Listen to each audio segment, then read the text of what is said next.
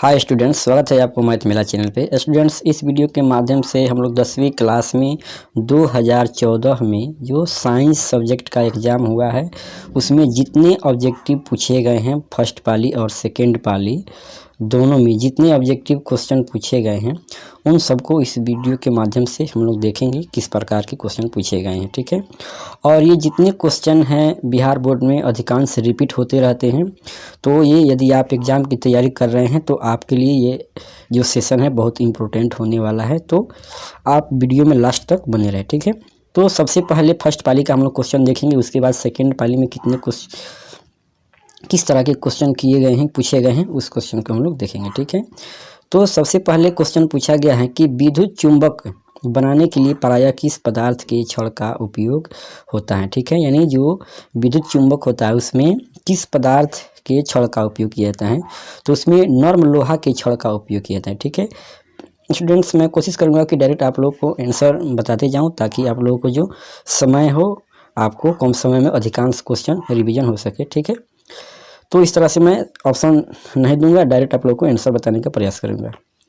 तो 2 number question देख लेते हैं। 2 नंबर क्वेश्चन है कि हमारे घरों में जो विद्युत आपूर्ति की जाती है वह है। ठीक है, ये ऑप्शन आप देख सकते हैं। जो घरों में विद्युत आपूर्ति होती हैं वो क्या होती हैं, तो वो 220 वोल्ट का प्रतिवर्ती धारा होता है। यानी हमारा ऑप्शन सी राइट आंसर हो जाएगा। 220 वोल्ट पर प्रतिवर्ती धारा होती है। ठीक है, राइट हो जाएगा बी आंसर। ठीक है, सॉरी, ऑप्शन नंबर सी।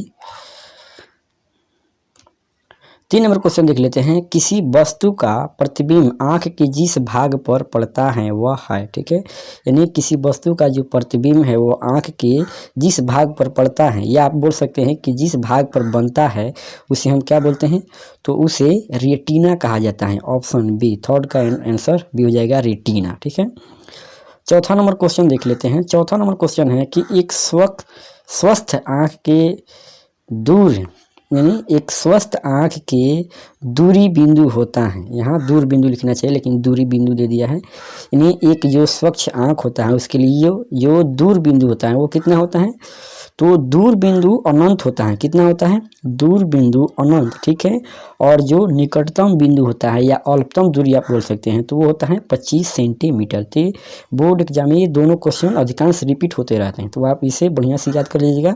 दूर बिंदु होता है अनंत नेत्र के लिए, और न्यूनतम जो नेत्र के लिए सुस्पष्ट की अल्पतम दूरी आप बोल सकते हैं, अल्पतम दूरी वो होता है 25 सेंटीमीटर। ठीक है, तो इस तरह से हम लोग 5वां नंबर क्वेश्चन देख लेते हैं कि जीवाश्म ईंधन की ऊर्जा का वास्तविक स्रोत है। जीवाश्म ईंधन की ऊर्जा का वास्तविक स्रोत, देखिए जीवाश्म ईंधन जो होता है, जो कई लाखों वर्ष पहले जितने जो पेड़ पौधे और बड़े बड़े जो जीव जंतु थे वो पृथ्वी के अंदर दब गए थे, जिनके शरीर के अपशिष्ट से जो बना है उसे हम क्या बोलते हैं, जीवाश्म ईंधन बोलते हैं। ठीक है, लेकिन इसमें से ऑप्शन नहीं दिया है। ठीक है, तो इसमें हो जाएगा ऑप्शन डी, इनमें से कोई नहीं। ठीक है, राइट आंसर हो जाएगा ऑप्शन डी।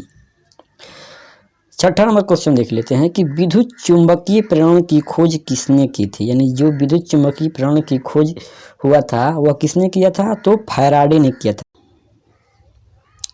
तो इसका राइट आंसर हो जाएगा ए, फैराडे ने। ठीक है, फैराडे ने विद्युत चुंबकीय प्रेरण की खोज की थी।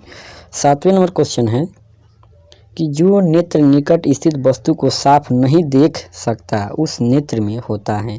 अर्थात जब निकट स्थित वस्तु को नहीं देख सकता है तो दूर की वस्तु को सुस्पष्ट जरूर देखेगा, तो यानी उसे दूर देखने का दोष है, तो उसे क्या बोलेंगे हम, दूरदृष्टि दोष। ठीक है, यानी इसका राइट आंसर हो जाएगा ए, दूरदृष्टि दोष। 8वें नंबर क्वेश्चन है कि समीकरण CaCO3 में जब हीट दिया जाता है यानी ऊष्मा दिया जाता है तो ये CaO सॉलिड स्टेट में है प्लस CO2 यानी कार्बन डाइऑक्साइड गैस में टूट जाता है। तो ये किस प्रकार का समीकरण है, यानी कहने का अर्थ है कि इसमें calcium carbonate, calcium CaCO3 calcium carbonate को जब हम गर्म करेंगे तो वह कैल्शियम ऑक्साइड ठोस अवस्था में प्लस कार्बन डाइऑक्साइड गैसीय अवस्था में टूट जाता है। तो टूटने की क्रिया को हम वियोजन बोलते हैं। ठीक है, यानी इस प्रकार से वियोजन अभिक्रिया इसका राइट आंसर हो जाएगा। 8वें क्वेश्चन का राइट आंसर ए, वियोजन।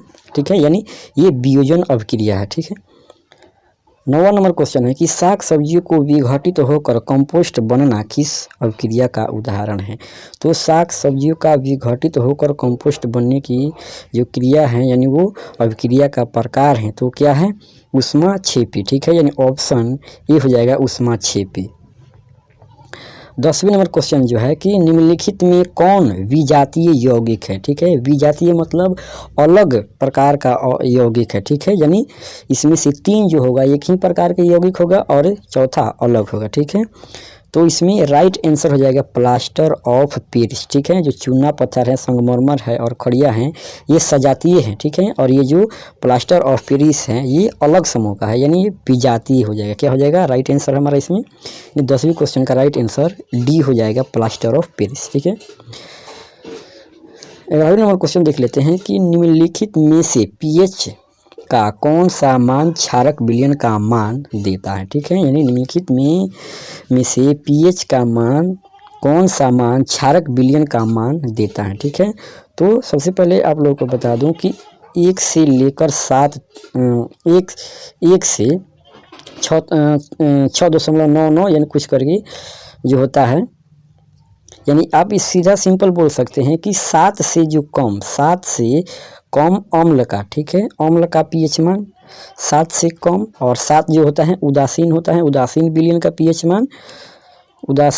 पीएच मान 7। ठीक है, और जो 7 से अधिक होता है वो होता है किसका, तो क्षारीय विलयन का पीएच मान कितना, 7 से अधिक, उदासीन का 7 और जो अम्लीय होता है 7 से कम। ठीक है, तो इस प्रकार से जो क्षारीय है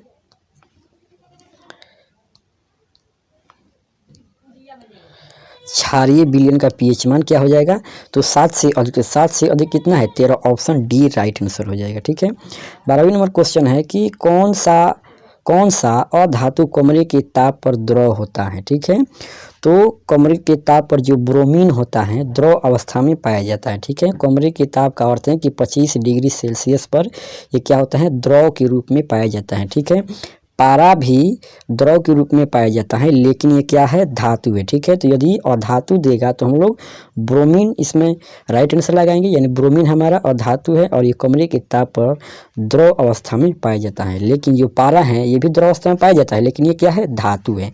तो जब धातु देगा तो क्या होगा पारा, और जब अधातु देगा तो क्या होगा ब्रोमीन। ठीक है, तो इसमें राइट आंसर हमारा हो जाएगा ब्रोमीन राइट आंसर। ठीक है,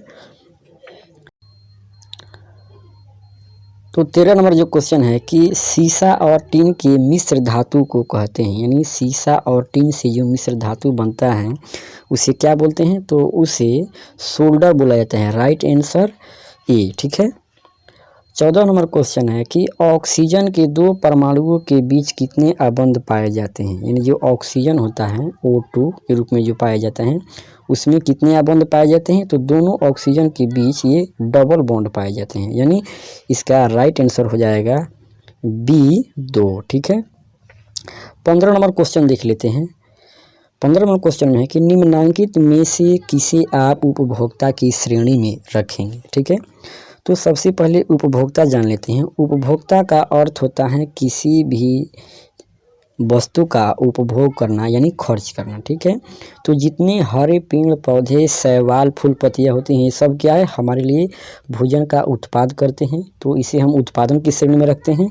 लेकिन जो जीव जंतु हैं यानी इसमें जो जंगली जानवर हैं वो उपभोक्ता की श्रेणी में आते हैं। राइट आंसर सी हो जाएगा। ठीक है, 16 नंबर क्वेश्चन है कि कवक में पोषण की कौन सी विधि होती है। ठीक है, तो कवक में पोषण की जो विधि है मृत जीवी होता है। ठीक है, यानी वो सड़े गले वस्तुओं का भोजन के रूप में उपयोग करते हैं।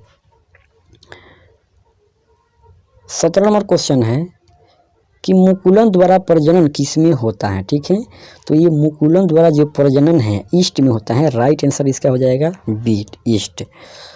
18 नंबर क्वेश्चन है कि मानव में डायलिसिस थैली है, यानी जो मानव में डायलिसिस थैली पाया जाता है उसको क्या बोलते हैं, नेफ्रॉन बोला जाता है। नेफ्रॉन राइट आंसर हो जाएगा। ठीक है, 19 नंबर क्वेश्चन है कि पुष्पी पौधों में लैंगिक जनन किसके द्वारा होता है, यानी जो फूल वाले पौधे होते हैं उसमें लैंगिक जनन की प्रक्रिया जो है किसके द्वारा होती है, तो वो फूलों की द्वारा होती है। ठीक है, फूलों के द्वारा यानी फूल द्वारा। राइट आंसर सी हो जाएगा।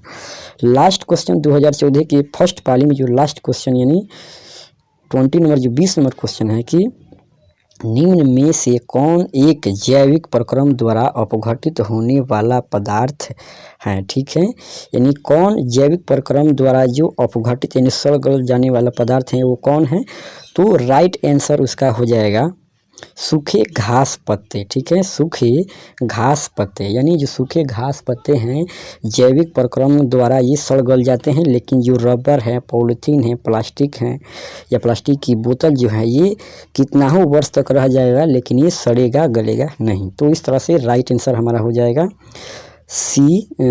ए सूखे घास पत्ते। तो इस तरह से हम लोग